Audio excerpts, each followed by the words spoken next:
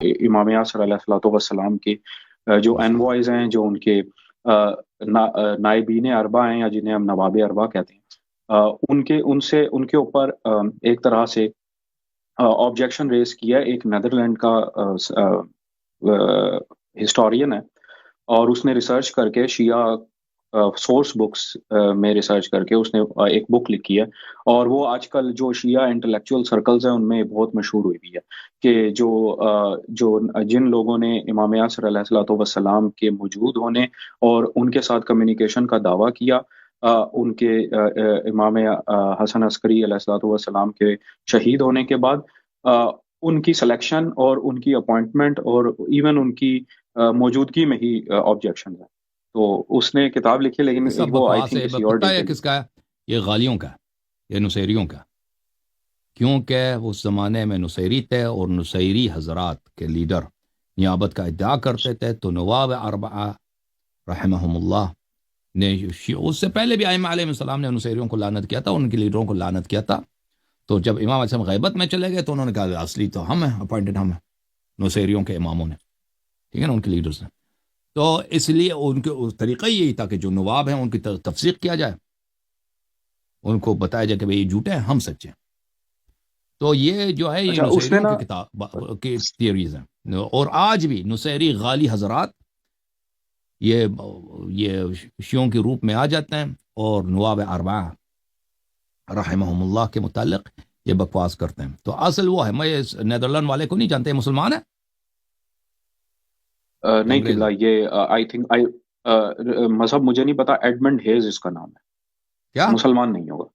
مسلمان نہیں ہے. تو یہ ایڈمنڈ عرض ہیز. یہی ہے کہ وہ کس پہ بیسڈ ہے؟ یہ غالیوں کے اور نصیریوں کے باتوں پہ بیسڈ ہے. وَإِلَّا شیعہ میں تو اختلاف ہی نہیں ہے. کلینی اسی زمانے میں رہتے تھے، کلینی نواب اربعہ سے بہت روایت کی، اور ان کی فضل میں روایت کی، اور وہ عصر غیبت میں رہتے تھے.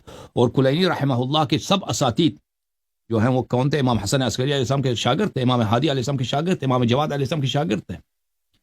اور کلینی نے نواب اربعہ سے بھی روایت کی ہے، اور ان اصحاب سے جو ائمہ علیہ السلام کو دیکھے تھے ان سے روایت کرتے تھے.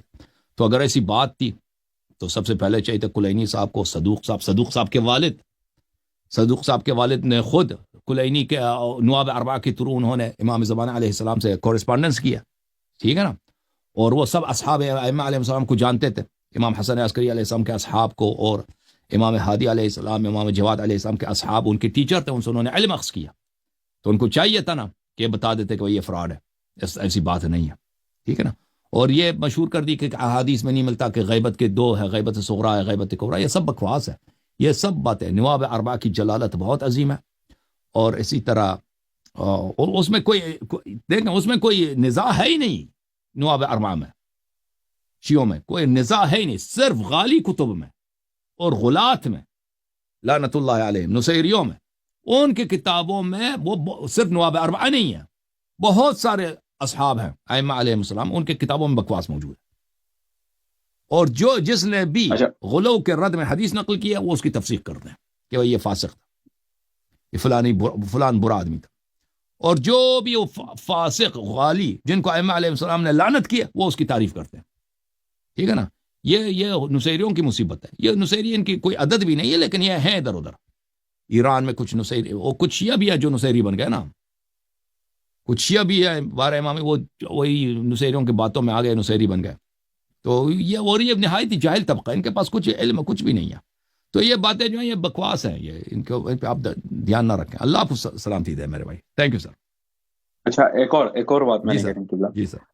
اچھا، جسٹ اسی کے آخری جملہ میں کہنا چاہتا ہوں کہ وہ بیسیکلی غیبت النعمانی اور رجال کشی اور ان سے وہ آرگیومنٹ لے کر آتا ہے. لیکن اچھا، کوئی بات نہیں، آرگومنٹ لاسٹ لے کے بات جو آتا میں ہے وہ کہنا چاہ رہا صرف تھا، ڈسٹورٹ کر کے اور بہت ساری جو اس کے اگینسٹ ایویڈنس ہے اس کو پیش نہ کر کے آپ یہ تو طریقہ کار ہے بھائی واردات کا، ٹھیک ہے نا بھائی. وہ تو میں کچھ بھی ثابت کر سکتا ہوں، اگر میں ایویڈنس جو میرے خلاف ہے میں اس کو پیش ہی نہ کروں، غائب کروں، کیونکہ لوگوں کو تو پتہ ہی نہیں ہے. عام جو آدمی ریڈر ہے اس کو تو پتہ ہی نہیں بھائی کہ کیا ہے اس مسئلے میں، پورا جو پکچر ہے وہ کیا ہے. میرے خلاف جو ایویڈنس ہے وہ پیش نہیں کروں، جو ایویڈنس ہے میں اس کو ڈسٹورٹ کر کے اس کو میں موڑ کے کچھ کھینچ کے پیش کروں نا. تو جیسے یہ کرتے ہیں، جیسے ایتھیسٹ کرتے ہیں کہتے ہیں کہ رسول اللہ صلی اللہ علیہ وسلم نے فلان جگہ پہ یہ کیا ہے، اس نے فلان جگہ پہ یہ کیا ہے، فلان جگہ پہ یہ کیا ہے، ابن عباس نے یہ بولا، فلانے نے یہ بولا. وہ حدیث دیکھو تو جب کھولتے ہیں نا کہ اس کے مقابلے وہ یا تو جماعت عمریہ کی حدیث ہے یا وہ جماعت عمریہ کی حدیث بھی ہے، اس کو ڈسٹورٹ کیا ان لوگوں نے اپنے مرضی کے مطابق، اور اس کے مقابلے میں جو دوسری روایات ہیں ان کو ان لوگوں نے چھپا دیا تاکہ ان کا ایک ایسا نیریٹو بن جائے کہ پیغمبر صلی اللہ علیہ وسلم نے بہت ہی برے کام کیا، فلان جگہ پہ فلان کام کیا، فلان جگہ پہ برے کام کیا نا. تو اس طرح اگر کھول دیں نا کہ ڈسٹورٹ، جھوٹ بولنا جائز ہو، ڈسٹورٹ کرنا جائز ہو، اور آپ کے خلاف جو ایویڈنس ہے اس کو چھپا دیں، تو وہ تو آپ بہت کچھ بنا سکتے ہیں بھائی، بہت کچھ بنا سکتے ہیں، جیسے ایتھیسٹ کرتے ہیں. اور کچھ بیوقوف ان کی باتوں کو مان بھی لیتے ہیں کہ بھائی جو ہاں آپ نے یہ ہمیں بتا دیا کہ بھائی کہ اصل قبلہ جو ہے پیٹرا میں جارڈن میں. وہ سنا ہے وہ کہانی آپ نے کہ مکہ نہیں ہے، اصل قبلہ جارڈن میں. سبحان اللہ. پیٹرا میں. جی ہاں جی سر. جوم جاؤ پرواز کرو، کیوں فخر سے سر اٹھا، کیونکہ اللہ تعالیٰ نے تمہیں انتخاب کیا. صراط حق پر صرف تم ہی، صراط ایمان پر صرف کیا، کیونکہ اللہ تعالیٰ نے تمہیں انتخاب کیا. صراط حق پر صرف تم ہی، صراط ایمان پر صرف